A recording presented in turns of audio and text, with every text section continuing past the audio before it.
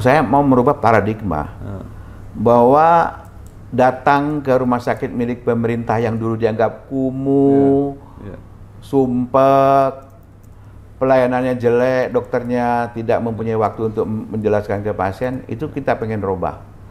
Pak Menteri ini punya program kerja yang cukup baik, Pak, untuk memperbaiki paradigma itu. Jadi dia katakan, Bapak lihat sekarang, rumah sakit sekarang dibenahi semua, rumah sakit pemerintah, secara fisik, itu nggak kalah dengan rumah sakit satu. Bapak bisa lihat, termasuk rumah sakit jantung nanti. Kita ingin merubah paradigma bahwa kalau berobat ke rumah sakit pemerintah itu jelek, kumuh, lambat, teknologinya jadul, kita robah semua. Sekarang kalau Bapak bisa lihat di semua rumah sakit pemerintah, khususnya pemerintah pusat ya Pak ya, itu terjadi perubahan yang sangat-sangat signifikan. Mulai dari tampilan fisik gedungnya, penggunaan IT dan penggunaan alat-alat canggih. Ya. Kemudian IT memang sudah akan ditonjolkan. Pusat Jantung Nasional harapan kita, kebanggaan Indonesia, denyut masa depan kesehatan bangsa, wujudkan Indonesia bahagia, profesional.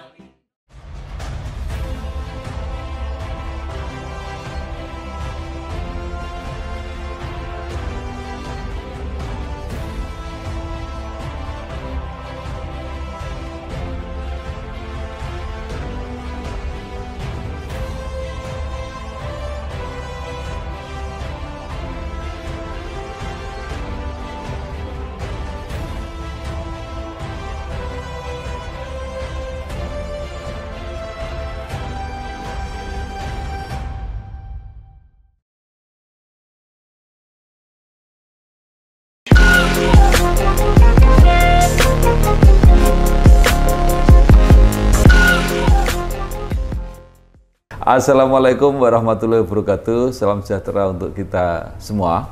Bersama saya Bambang Sadono di kanal Inspirasi untuk Bangsa. Mudah-mudahan kanal ini selalu bisa memberi inspirasi, motivasi, dan edukasi. Kami sedang mempersiapkan beberapa video wawancara untuk mengamati dan memprofilkan rumah sakit kebanggaan Indonesia. Nah, saat ini saya sudah bersama dengan Dr. Iwan Dakota, spesialis jantung, konsultan. Beliau adalah Direktur Utama RSJPD Harapan Kita, Rumah Sakit Jantung dan Pembuluh Darah Harapan Kita. Apa kabar Dok? Sehat? Baik Pak. Kalau Bang sehat Pak. Dan Bapak juga sehat Pak. Menurut rencana wawancara ini selain akan kami tayangkan secara digital, juga akan kami muat di majalah Kesehatan Indonesia edisi April 2025, dan kalau memungkinkan akan kami bukukan.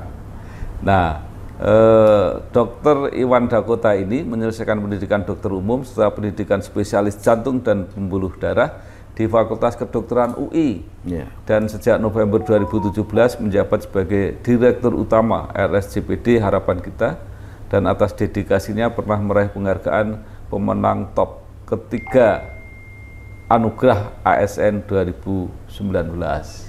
Nah Dok, mungkin secara ringkas bisa bercerita perjalanan karir sampai saat ini, mungkin ada bagian-bagian yang menarik untuk dikenang. Silakan Dok. Ya baik, Pak Bambang, terima kasih ini kesempatan diberikan kepada saya. Mungkin secara singkat saya mengatakan sejak saya lulus dokter umum dari Universitas Sriwijaya, saya 3 tahun mengabdi di Lampung, dokter PTT. Kemudian saya diberikan kesempatan berhasil mengikuti pendidikan dokter spesialis jantung dan pembuluh darah di FKUI, Rumah Sakit Jantung Pembuluh Darah Harapan Kita. Tahun 95 awalnya, 96 awal sudah mulai pendidikan, sampai saya lulus tahun 2000. Tahun 2000 itu saya pikir tadi saya akan ditempatkan di daerah atau di mana, ternyata saya diminta untuk menjadi staf di sini, tapi dengan syarat harus keluar untuk pendidikan tambahan dulu. Jadi saya memang sejak tahun 2000 resmi menjadi karyawan di sini, tapi saya harus menambah ilmu dulu. Saya mengikuti pendidikan di Jepang. Total barangkali lebih dari 1,5 tahun, kemudian mengikuti fellowship juga di IJN, Institut Jantung Negara Malaysia, 1 tahun lebih, 2003-2004, kemudian pendidikan lagi, terus 2003-2004 ke Seoul National University di Bundang, Korea. Dengan kekhususan saya itu mengikuti pendidikan intervensi koroner dan intervensi periferal. Saat itu belum ada tuh, intervensi periferal dan aorta. Begitu selesai, saya pikir saya sudah bisa balik ke sini lagi. Ternyata saya harus berangkat lagi pendidikan di pendidikan tambahan di Amerika, di New York dan di Vanderbilt University Hospital di Nashville, Tennessee. Jadi lebih spesifik lagi saya diminta untuk mengembangkan intervensi perifer. Selain jantung, kami kan ada namanya SPJP, spesialis jantung dan pembuluh darah.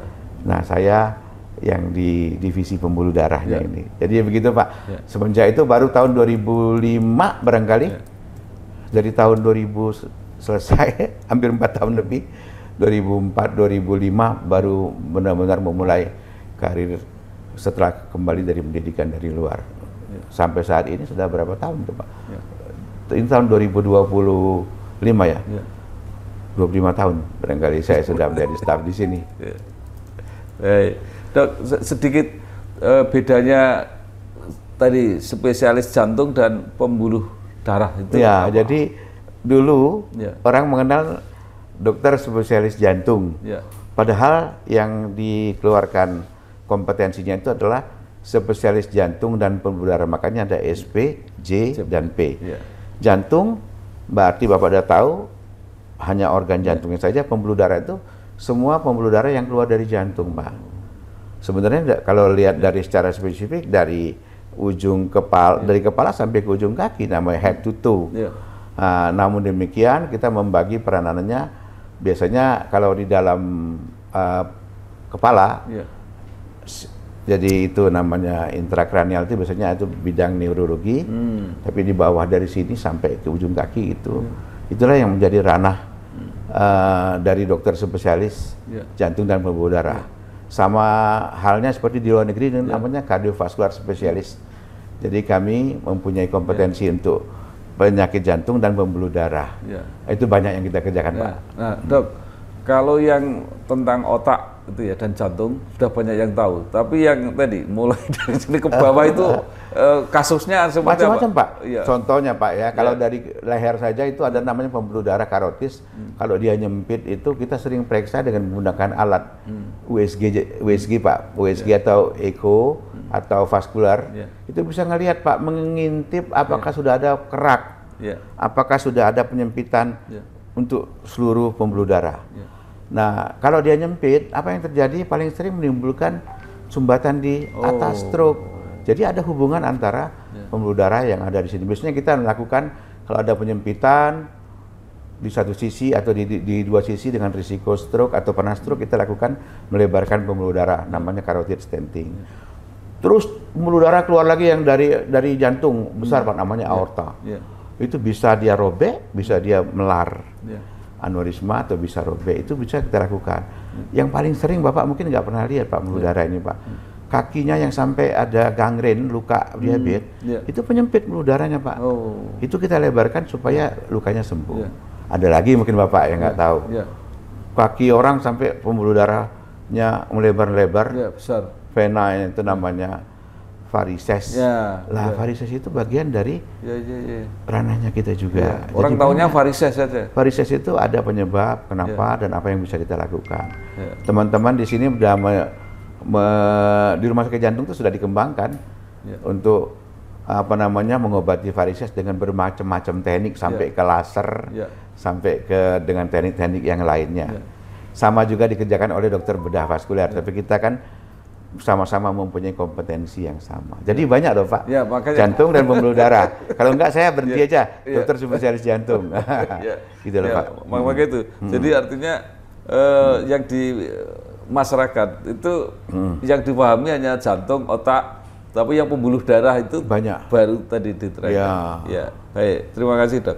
Nah sekarang kita ke rumah sakit jantung dan pembuluh darah harapan kita ini kan rumah sakit yang sangat legendaris ya, sangat dikenal di Indonesia. Nah mungkin bisa diceritakan awal mulanya itu seperti apa? Jadi kalau kita lihat ceritanya Pak, namanya saja harapan kita Pak. Berarti ada yayasan dulu yang inisiasi oleh Bapak Presiden maupun Ibu Tin, Ibu Negara, itu yayasan harapan kita. Kalau Bapak lihat di sebelah ada anak bunda harapan kita, itu lebih dulu Pak ya. Baru belakangan rumah sakit jantung harapan kita. Jadi kalau rumah sakit jantung harapan kita ini merupakan rumah sakit khusus pertama ya Pak, yang mengemban misi sebagai pusat rujukan dari seluruh Indonesia, pusat rujukan nasional untuk penanganan penyakit jantung. Tempatnya nggak begitu besar Pak ya, hanya 22.000 meter persegi di daerah Jakarta Barat di Jalan Es Parman ini. Nah diresmikan tahun 9 November tahun 85 Pak. Jadi sudah berapa nih Pak? 40 tahun ya Pak ya? 40 tahun. 40 tahun. Nah kalau kita lihat kenapa sampai berdiri rumah sakit itu, ini menarik Pak. Jadi saat awal-awal tahun 70-an, 74 itu ada Kongres Ilmiah Jantung Pak ya. Kongres Ilmiah Kardiologi Nasional. Agustus tahun 74 di Taman Ismail Marzuki. Pada saat itu kita bahas penyakit jantung. Nah, di lalanya ada satu kasus yang menggugah para peserta kongres. Ada satu pasien namanya Dewi Sartika yang membutuhkan alat pacu jantung, Pak. Saat itu tahun 70-an kan masih sesuatu yang aneh barangkali, Pak ya. Pada kesempatan yang sama Menteri Kesehatan waktu itu G.A. Siwabesi, Prof. Siwabesi, dan Gubernur DKI Pak Ali Sadikin, dibentuklah, coba kita kumpul-kumpul badan sosial untuk menangani masalah-masalah penyakit jantung ini. Kemudian diwujudkan dalam bentuk layanan. Kemudian di situ Pak dapat dikumpulkan uang akhirnya Pak. Lebih kurang 3 juta lebih kalau nggak salah itu. Ternyata cukup bukan hanya untuk Pak pacu jantung pada saat itu Pak ya. Didirikan Yayasan Jantung Dewi Sartika untuk mengenang nama Dewi Sartika itu. Nah tapi kalau kita lihat semenjak itu ada pemrakarsa Pak, ada 5 ahli kardiologi nasional pada saat awal Pak, almarhum Dr. Sukaman, ya, almarhum Dr. Lutfi Usman, Prof. Li Ismudianti Rilantono, Prof. Dede, sekarang Dede Kusmana, dan almarhum Dr. Burman mendirikan yayasan namanya Yayasan Jantung ini. Nah selanjutnya yang menariknya almarhum Dr. Sukaman yang merupakan direktur pertama dan yang mencetuskan Rumah Sakit Jantung Harapan Kita ini bicara dalam satu federasi dokter jantung sedunia tahun 78 di Tokyo ya. Pada saat itu Pak Sukaman ini juga, almarhum Sukaman juga mendirikan Persatuan Dokter Ahli Jantung ASEAN. Tahun 70-an jarang sekali loh Pak. Beliau makanya dikenal nanti sebagai dokter yang pertama mendirikan ASEAN Heart Federation, dokter ahli jantung se-ASEAN. Makanya kalau sekarang dikenang setiap acara kongres dokter jantung se-ASEAN itu namanya Sukaman Lecture ya. Dan Pak Sukaman inilah yang benar-benar berjuang mendirikan rumah sakit ini ya, dengan membuat suatu rumah sakit yang rumah sakit ini benar-benar copy paste sebenarnya dari satu rumah sakit di Texas Austin Hospital. Pada saat itu dokter yang paling topnya namanya Profesor DeBakey. Jadi dibuatlah rumah sakit ini atas prakarsa yang disampaikan ke Ibu Tin untuk membangun suatu rumah sakit jantung yang dinamakan sesuai dengan nama yayasan itu Harapan Kita. 9 November diresmikanlah rumah sakit ini Pak. Waktu itu masih kecil dengan satu gedung utama di sana, kemudian berkembang terus sampai ada 5 gedung, dan sekarang mulai saat itu operasi bedah jantung pertama dilakukan di sini dengan bantuan tim dari Amerika, dan sampai sekarang itu terus berkembang menjadi salah satu rujukan nasional untuk penyakit jantung dan pembuluh darah Harapan Kita. Jadi kalau kita lihat 40 tahun rumah sakit ini berdiri dengan segala macam kiprahnya, namun yang paling menarik selain sebagai pusat rujukan tertinggi Pak, rumah sakit ini juga membantu teman-teman di daerah untuk mengembangkan layanan.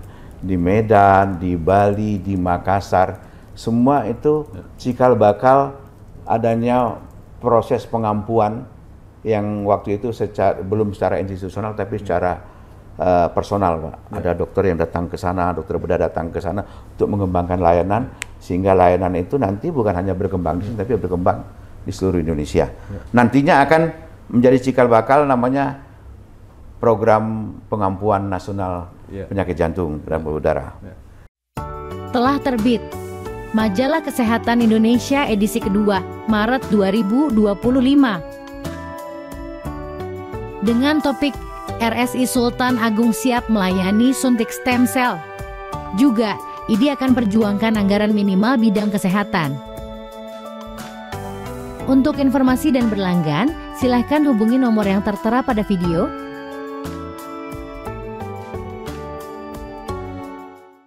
Dok, sebelumnya saya mau tanya sedikit, apakah semangat itu juga karena kenyataan bahwa penyebab kematian kalau nggak terbesar cukup besar itu karena jantung? Nah ini juga menarik, Pak. Kenapa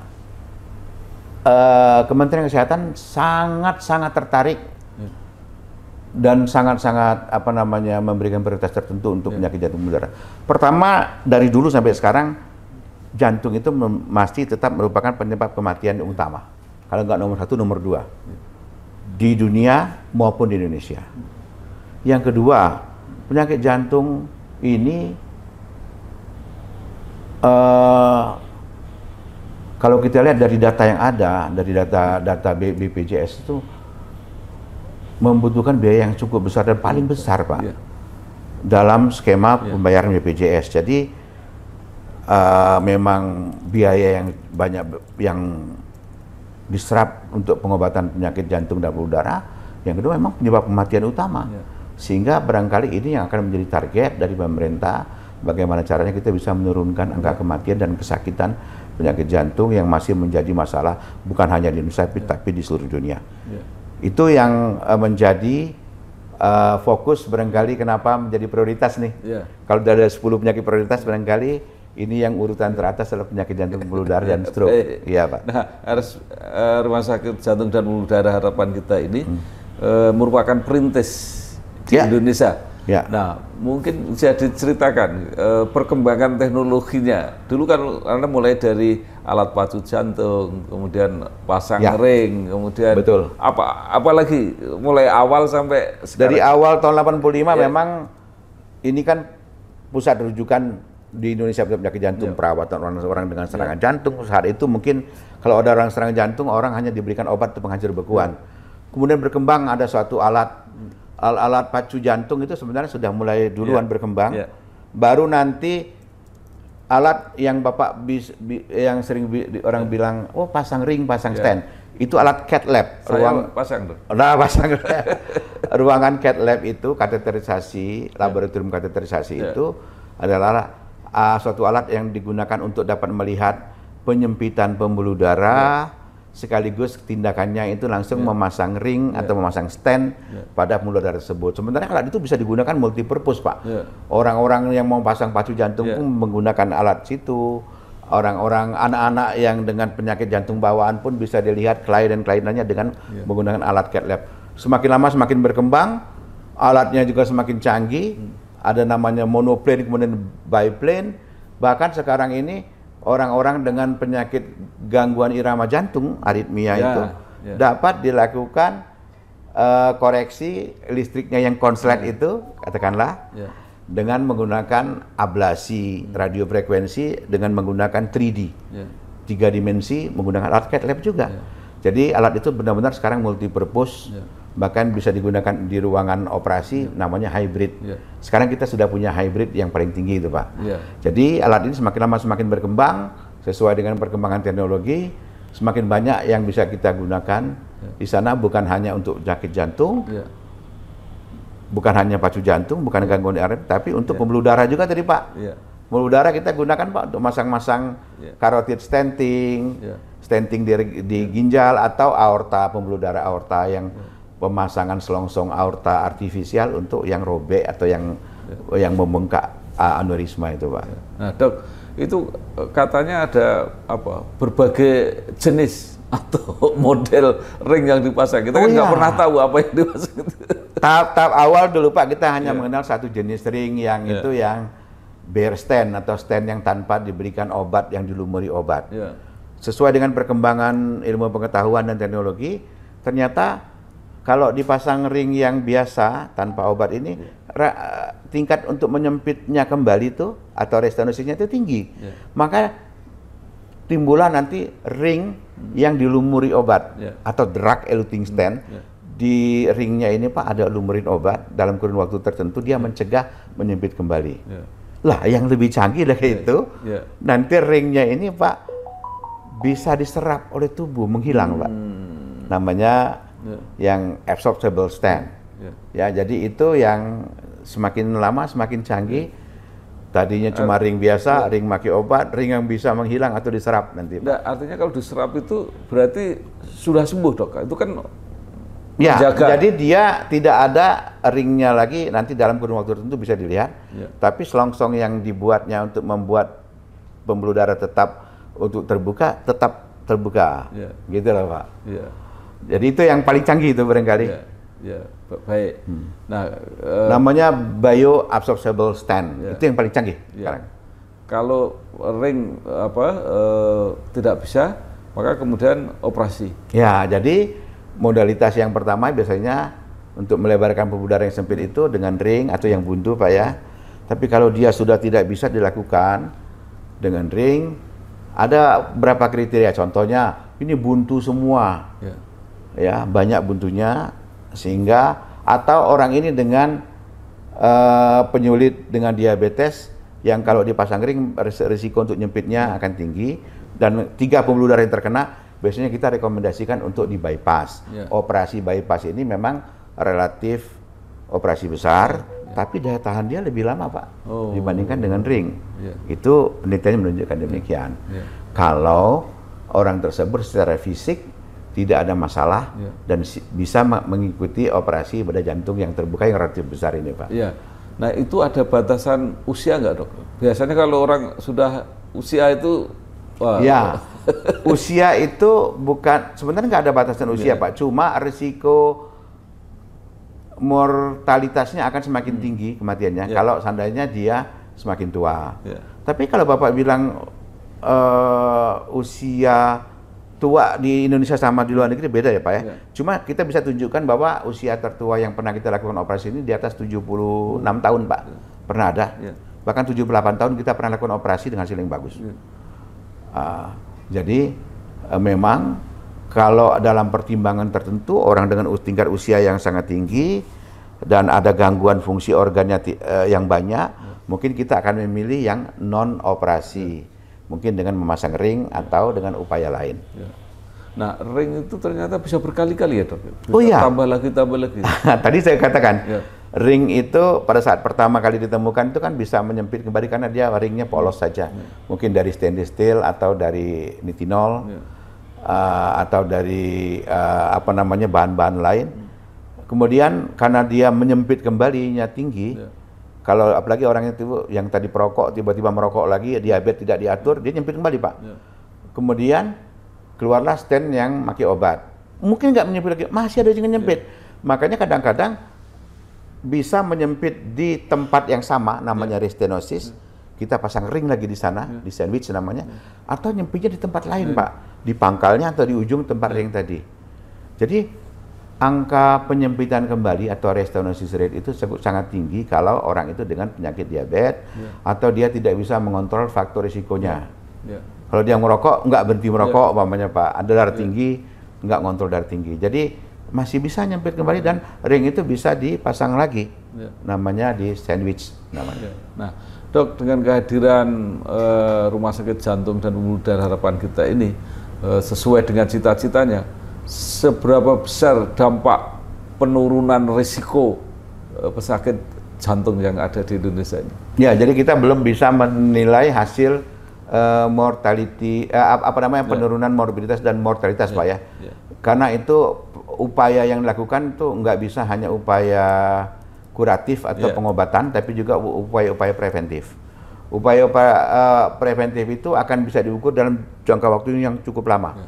Upaya-upaya itu kan sudah kita lakukan Pak, bekerja sama dengan Yayasan Jantung. Kita juga punya PKBRS yang dapat dari rumah sakit memberikan program prevensi dan rehabilitasi ke masyarakat loh Pak. Jadi upaya-upaya itu juga ke puskesmas kita lakukan. Upaya-upaya prevensi ini yang perlu kita dukung karena efektivitasnya akan jauh lebih bagus dengan biaya yang relatif lebih murah dibandingkan dengan pengobatan. Dan ini juga kita kembangkan nanti di 10.000 puskesmas. Dengan programnya Pak Menteri nanti, kita akan lakukan screening itu udah levelnya sudah di level vaskes primer di puskesmas. Mana orang dengan faktor risiko dan kita akan obati faktor risiko, kontrol faktor risiko di sana. Itu namanya prevensi primer. Kalau prevensi sekunder untuk orang-orang yang sudah serangan jantung, kita ajari keluarganya supaya jangan sampai orang tersebut kena serangan lagi. Nah, itu punya dampak yang besar. Program umpamanya yang kita lakukan dengan DKI Jakarta itu Pak, ada ya Pak ya. Jadi program Jack Registry kita lakukan bekerja sama dengan Pemda DKI waktu itu di semua 54 puskesmas. Kita lakukan screening dan kita lakukan upaya-upaya pencegahan. Dampaknya bisa kita lihat dalam 10 tahun, 20 tahun ke depan. Tapi yang kuratif tadi, yang pengobatan-pengobatan itu memang suka tidak suka harus kita lakukan untuk melakukan pengobatan bagi orang-orang dengan serangan jantung. Karena risiko kematiannya tinggi kan Pak? Gitu. Tapi sekarang kita mempunyai ujung tombak di dua, di preventif, pencegahan, dan upaya-upaya kuratif. Itu tidak bisa dipisahkan satu sama lain. Telah terbit Majalah Politik Indonesia edisi ke-7 Maret 2025. Membahas koalisi permanen Partai Super Terbuka dan Kemenderkol. Kolom Yudi Latif. Pemimpin baru tata kelola baru. Kekompakan Prabowo, SBY, dan Jokowi. Serta menanti berakhirnya dualisme PWI. Untuk informasi dan pemesanan bisa menghubungi nomor yang ada pada video. Dok, tadi dikatakan bahwa penyakit jantung ini termasuk yang penanganannya membutuhkan biaya yang mungkin tertinggi. Nah, ini gimana di masyarakat ini cara solusinya kan? Penyakit nggak pilih-pilih. Betul Pak, ini nggak pilih-pilih Pak. Jadi salah besar kalau orang ngomong, wah penyakit jantung itu penyakit orang-orang kaya. Tidak Pak. Banyak orang-orang yang biasa pun, ya Pak ya. Yang di kalangan katakanlah menengah ke bawah yang terkena penyakit ini, dia nggak pandang status sosial. Jadi yang jadi masalah utamanya adalah sebenarnya kalau Bapak berbicara pengobatan kuratif, tentu rumah sakit ini rumah sakit yang high tech dan high cost. Pengobatan penyakit jantung, suka dan tidak suka, kita dapat data dari BPJS membutuhkan biaya yang paling besar Pak, disedot untuk pengobatan penyakit jantung. Karena kenapa? Dia menggunakan teknologi tinggi. Bapak bisa lihat bahwa tindakan pemasangan ring yang mungkin tadi cuma masukkan melalui paha atau dari tangan, itu langsung ke pembuluh darahnya, yang memang costnya memang mahal. Tetapi Pak, dalam 20 tahun terakhir ini, besaran biaya yang digunakan untuk masang ring ini Pak, dulu ring itu stand itu paling mahal di Indonesia dulu Pak. Tapi Bapak bisa lihat sekarang paling murah di Asia itu ringnya ada di Indonesia, karena kita sudah banyak ruangan care lab yang dibangun, masih banyak beli stand dalam jumlah yang besar sehingga harganya bisa kita tekan. Jadi namun demikian ada beberapa teknologi tertentu yang membutuhkan teknologi tinggi, membutuhkan biaya besar. Contohnya pacu jantung, Pak. Pacu jantung dan pengobatan gangguan aritmia itu menggunakan teknologi yang sangat tinggi. 3D, dengan rekonstruksi 3 dimensi, menggunakan computerized semua, berbiaya tinggi, tapi namun efektivitasnya jauh lebih bagus dibandingkan dengan operasi dengan jantung dibuka kalau zaman dulu Pak, kalau gangguan listrik kayak gitu. Nah sekarang ini dengan teknologi, semakin maju teknologi, operasi bedah jantung yang terbuka itu kayaknya sudah mulai berkurang jumlahnya Pak, digantikan dengan minimal invasif namanya.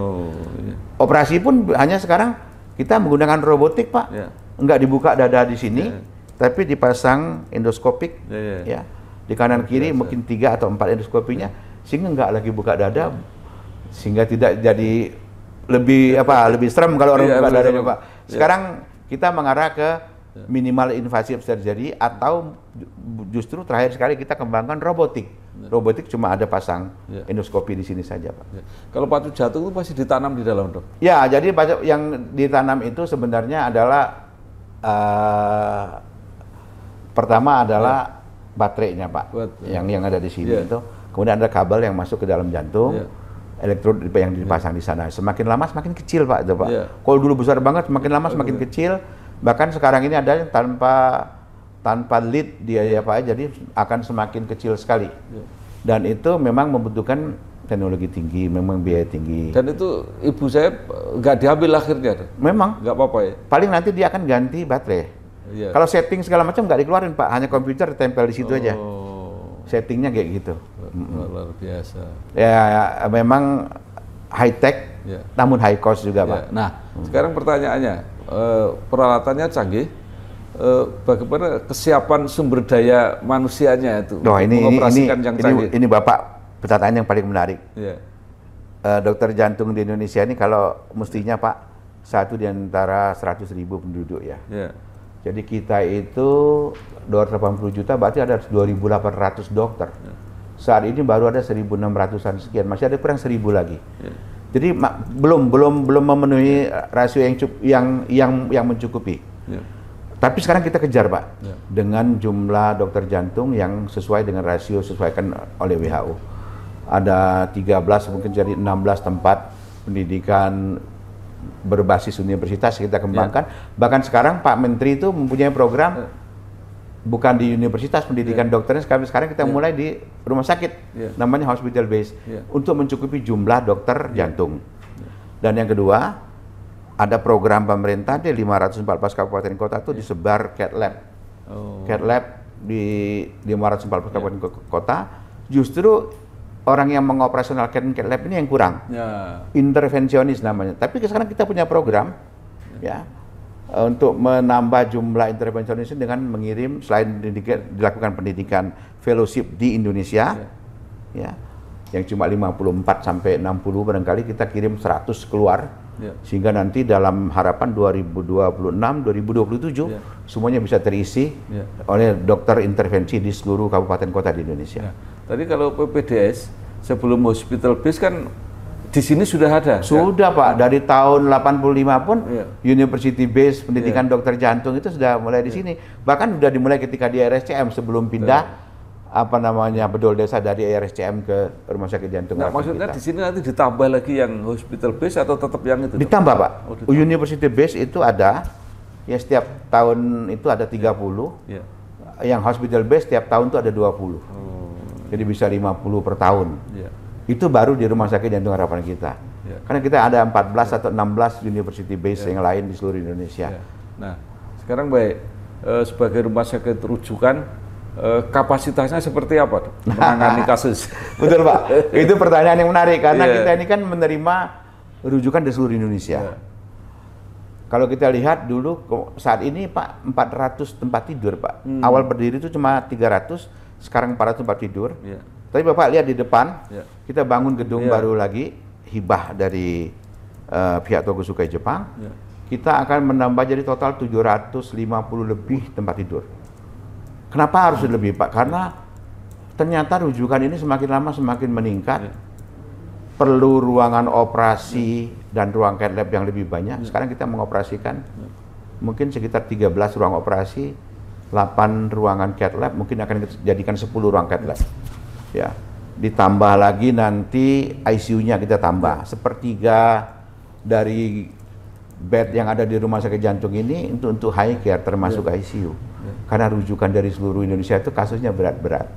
Jadi kita akan menambah kapasitas hampir 2 kali lipat dari sekarang Pak. Dengan harapan dapat menampung kasus-kasus yang memang susah Pak. Yang dirujuk ke Pusat Jantung Nasional ini rata-rata kasus-kasus yang susah sekali. Nah, itu kalau dikaitkan dengan biaya, berapa persen yang bisa di-cover oleh BPJS? Nah, ini menarik kalau Bapak ngomong demikian. Sebenarnya begini Pak, Rumah Sakit Jantung Harapan kita ini melakukan perawatan dan pengobatan untuk penyakit jantung yang Bapak mungkin nggak tahu bahwa di sini itu bukan cuma untuk ngurusi orang yang serangan jantung, tapi penyakit jantung anak atau penyakit jantung bawaan dari semenjak dia lahir. Itu Bapak bisa bayangkan kalau umpamanya itu ada 50.000 kasus per tahun, kita hitung, yang diobati sampai ke rumah sakit di Indonesia itu 5.000, hanya 10%. 90%-nya kemana? Neglected. Bisa tidak terdiagnosis dan meninggal, atau mungkin tidak sempat dibawa ke rumah sakit. Nah sekarang kita di sini kita melayani untuk operasi bedah jantung bawaan kongenital ini sebagian besar berujung dengan operasi, Pak.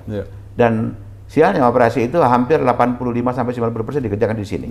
Padahal kita harus mengembangkan juga di 8 atau 16 tempat yang lainnya di seluruh Indonesia untuk melayani kasus-kasus penyakit jantung bawaan. Kalau kita lihat datanya memang Pak ada diskrepensi pembiayaan yang dijamin oleh tarif inasi bijis oleh BPJS dengan real unit cost. Memang kita memberikan subsidi, Pak. Kita memberikan subsidi cukup besar untuk semua penyakit jantung, bukan penyakit jantung anak, khususnya untuk penyakit jantung anak. Dalam 10 tahun terakhir kita melihat ada diskrepensi perbedaan antara real unit cost dengan tarif inasi bijis yang cuma disetarakan ini berkisar antara 120, bahkan dalam 2 tahun terakhir itu meningkat angkanya menjadi 300 miliar. Subsidi rumah sakit jantung, kalau boleh saya katakan, karena ada selisih pembiayaan yang dijamin oleh inasi bijis, tarif inasi bijis, dengan unit cost yang sebenarnya. Jadi kita memberikan, saya kira saya berani mengatakan rumah sakit ini memberikan subsidi yang paling besar untuk pasien-pasien BPJS yang dibayar dengan tarif inasi bijis, dan kami memang mengharapkan adanya revisi tarif sehingga dapat mengurangi beban subsidi ini, Pak. Saya kira beban subsidi ini bukan hanya ditanggung oleh rumah sakit jantung harapan kita, tapi juga rumah sakit lain. Tapi yang paling besar memang kita mempunyai data yang cukup besar. Di sini high tech, high cost, membutuhkan biaya yang besar. Namun belum semua tarifnya disesuaikan dengan perhitungan unit cost. Telah terbit Majalah Ekonomi Indonesia edisi ketiga Maret 2025. Berisi komentar dan harapan para pakar tentang peluncuran Danantara, dinamika pasar modal dan perbankan dengan hadirnya Danantara, respon BUMN yang masuk super holding Danantara, serta bisnis media nasional yang dibayang-bayangi platform global. Untuk informasi dan berlangganan, dapat menghubungi kontak yang ada pada video. Jadi Dok, sekarang memimpin rumah sakit ini, selain memikirkan perawatan dengan teknologi, perawatan yang berat itu, ternyata juga harus memikirkan bagaimana mengatur pembiayaan. Di sisi yang lain, saya mendengar dari rumah sakit lain Kemenkes itu bukan profit namanya, tapi nggak boleh rugi. Nggak boleh rugi. Nah, itu gimana, Dok? Jadi gini, Pak, rumah sakit yang perlu diingat rumah sakit milik pemerintah nih, Pak, dia ada satu kata kunci yang memang tidak bisa dilupakan, ada fungsi sosial, Pak. Fungsi sosial rumah sakit ini suka tidak suka harus kita kedepankan. Bapak bilang tadi, saya katakan kita subsidi sampai angka 300 miliar per tahun dalam 2 tahun terakhir ini. Itu suka nggak suka, the show must go on. Nggak mungkin kita akan batasi. Tetapi di sisi lain rumah sakit ini juga diminta sebagai BLU itu tidak boleh merugi, Pak, ya. Jadi sekarang kita mengembangkan, kalau kita lihat komposisinya rumah sakit ini, 90% pasiennya pasien BPJS, 10% dari own pocket atau yang di luar BPJS. Nah, kita pengen mengembangkan market share atau pasar yang di luar BPJS ini, Pak. Bapak kan tahu 10 miliar US dollar keluar uang masyarakat Indonesia yang berobat ke luar negeri. Kenapa nggak gitu kita coba kurangi, manfaatkan teman-teman yang orang-orang yang mampu itu untuk menggunakan fasilitas yang lengkap di sini. Nah, itu yang akan kita kembangkan, Pak. Dengan mengembangkan layanan yang baru di gedung yang baru di Tokusukai Building yang kita dapatkan hibah murni itu, kita akan mengembangkan layanan non BPJS dengan harapan bisa mendapatkan revenue untuk dapat mensubsidi tadi Pak, untuk dapat mensubsidi kekurangan yang kita berikan pada pasien-pasien BPJS. Saya kira kita tetap mengedepankan fungsi sosial nomor satu, nomor dua barangkali tadi masalah entrepreneurship kita juga kembangkan kan Pak, sesuai dengan good corporate governance. Saya kira gitu aja Pak. Baik. Nah tadi dokter sudah mengatakan bahwa di sini peralatannya sudah canggih, ahli-ahlinya sudah disiapkan. Apa yang menyebabkan orang masih pengen ke luar negeri? Apa ini soal trust? Yes. Jadi kita pernah mendapat masukan dari beberapa survei dan riset oleh Kemenkes. Kenapa orang lebih banyak ke luar negeri? Masalah apa? Ada banyak hal Pak. Salah satunya Pak, kalau Bapak lihat ke negara tetangga, Malaysia ataupun Singapura, kemampuan saya kira tidak jauh beda. Peralatan tidak ada perbedaan yang signifikan. Bahkan kita punya peralatan yang jauh lebih canggih. Masalah berikutnya adalah ternyata kita dapat data yang cukup menarik Pak. Mereka itu sekaligus jalan-jalan ke luar negeri, sekaligus check up, kemudian lakukan tindakan. Ada sebagian juga memang melakukan ke sana, mereka bukan check up tapi memang untuk berobat. Ada banyak hal yang perlu kita sikapi. Ternyata yang kita sorot ternyata bukan dari aspek teknologi dan kemampuan dari dokternya, tetapi lebih dari servis. Jadi kalau kita kenal istilah dokter itu soft skill. Mereka mempunyai waktu yang cukup banyak untuk berdiskusi, berempati dengan pasiennya. Sementara kita mungkin dokternya sudah dua jago-jago, tapi waktu yang diberikan untuk berkomunikasi itu kurang Pak. Dan sekarang kita akan meningkatkan, mencari perbaikan di usaha soft skill, kita akan perbaiki. Kalau kita lihat di poliklinik rumah sakit jantung rahma kita saja, kita akan memberikan slot waktu yang cukup besar dari dokter untuk menjelaskan, memberikan keterangan sampai si pasien atau keluarga pasien itu puas. Nah sekarang apalagi dengan dibuka layanan private wing gitu, soft skill ini yang akan kita coba perbaiki Pak. Jadi itu merupakan salah satu kata kunci juga Pak. Waktu yang digunakan untuk menjelaskan kepada pasien dan keluarga pasien itu suatu hal yang sangat penting Pak. Dok, ada yang mengatakan bahwa kenapa itu terjadi karena dokter harus melayani pasien yang cukup banyak. Nah, apakah bisa itu direduksi tetapi tingkat kesejahteraannya sama atau lebih baik? Oh bisa Pak, bisa. Di rumah sakit jantung rahma kita umpamanya satu orang dokter punya slot satu hari ini umpamanya 40 pasien. Iya, betul. Atau dulu sampai 80-an, kita kurangi Pak. Kalau ada 80 pasien, kita hitung waktu satu pasien kok cuma 3 menit. Oh nggak bisa. Anda kita bagi 2 slot pagi, slot siang, Anda harus mempunyai waktu untuk berkomunikasi minimal 5-7 menit menjelaskan. Syukur-syukur kalau punya lebih, karena kita berikan slot sampai 15 menit sebenarnya. Jadi itu yang bisa kita lakukan supaya satu kata Pak, komunikasi kayaknya nih. Yang komunikasi verbal antara dokter dengan pasien ini perlu kita tingkatkan. Dan penjelasan dan teknik komunikasinya pun kita akan coba kembangkan dengan memberikan service excellent, pelatihan ya Pak ya. Pelatihan soft skill itu ternyata jauh lebih penting di luar itu dibandingkan dengan kemampuan kompetensi dokternya. Pasiennya lebih tenang. Pasiennya memberikan kepercayaan, trust kepada pasien itu satu hal yang memang perlu kita kembangkan. Di sini kita sudah batasi Pak waktu Pak.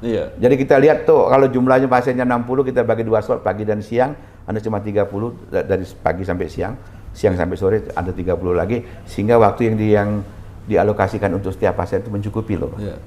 Baik Dok. Sekarang terakhir kesimpulannya.